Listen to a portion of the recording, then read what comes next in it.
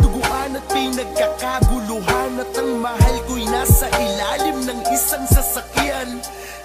Napakabilis ng mga pangyayari, parang kanina lang kasama pa kita sa biyahe. Ngayon nakahandusay tayo't naghihingalo, parehong malaking pinsala ang ating tinamo. Batid ko na ako'y wala na, di ko na kinaya.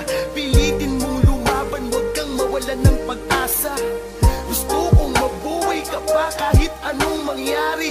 Gusto kong lumaban kapagkat alam kong marami ka pang pangarap. Hayaan mo na ako dito, ngunit bumitaw ka sapagkat ako ay hindi mo kayang iwanan ng mag-isa. Bakit mo pa ako sinundan? Di ka nakapagsalita't ako ay iyong binagyan.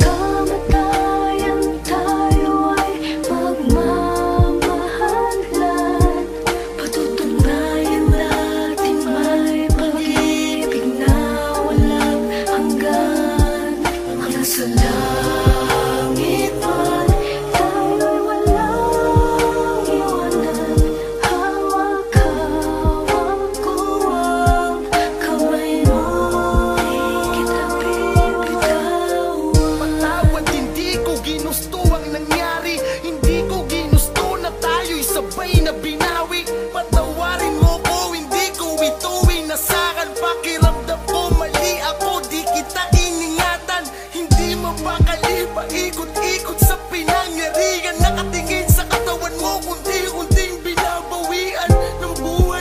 Ako'y natataranta, diba ilang buwan na lang tayo'y ikakasal na. Wala akong magawa kundi ang humingi sa'yo ng tawad. Kahit sinasabi mo sa'king di ko kasalanan, di maiwasan ng sarili sisihin. Gusto kong sumanib sa iba upang ika'y gisingin. Di ko matanggap ang ating sinapit. Laging tanong ko'y bakit kailangan bang pumanaw kung sa piling mo ay langit. Niyakap ko't sinabing wag mabagabag, merong dahilan kung ba't magkasabay tayong tinawag ni Ama.